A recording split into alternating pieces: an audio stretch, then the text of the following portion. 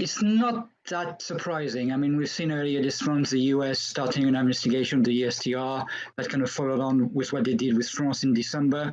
So I think maybe the surprise was more that they agreed to have some talks back in August at the G7, at the OECD. It's just, Bruno Le Maire is saying they were very close, Steve Mnuchin saying they were very far. No one really knows where we were in terms of decision making, but it seems to me that the US was never very, very keen to have that tax happening on a global scale. And what's been very interesting this morning is that we've heard now from Bruno Le Maire and also Gentiloni, the EU's Commissioner for the Economy and Taxation, both really coming back firing, suggesting that Europe is not backing down. So what does this mean for the future in terms of European taxation?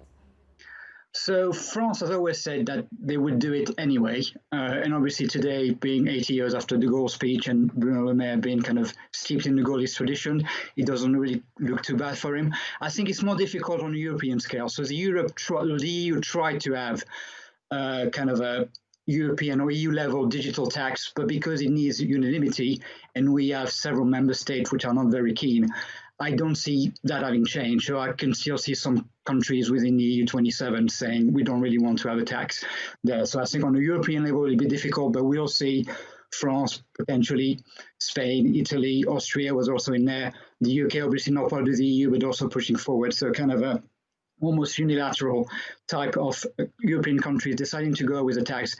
And then the US will need to decide, or they try to sanction them, because that's basically their plan.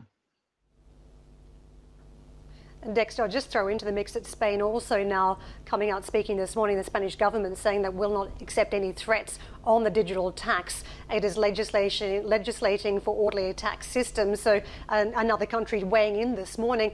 I want to know whether there's any difference now around COVID-19, because as that European budget was drawn up for the next 7 years, we saw 1.3 billion euros in tax that was sought through digital means. So clearly the Europeans are trying to seek more revenue.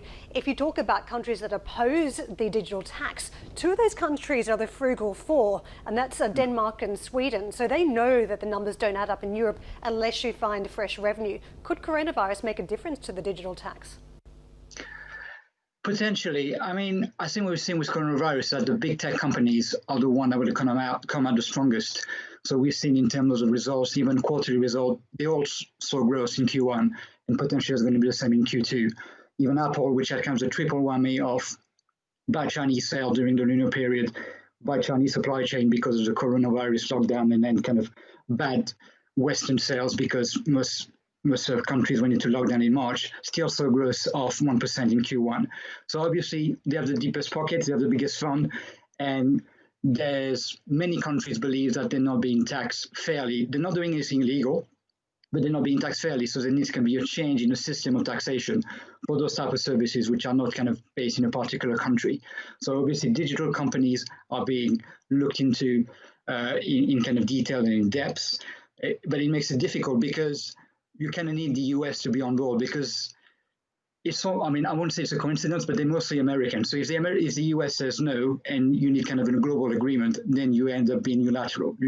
And if the US is really kind of against it and threaten sanction, then it makes it a bit more difficult for any other country to kind of go ahead. Some will go ahead, but there'll be repercussions and consequences from that decision.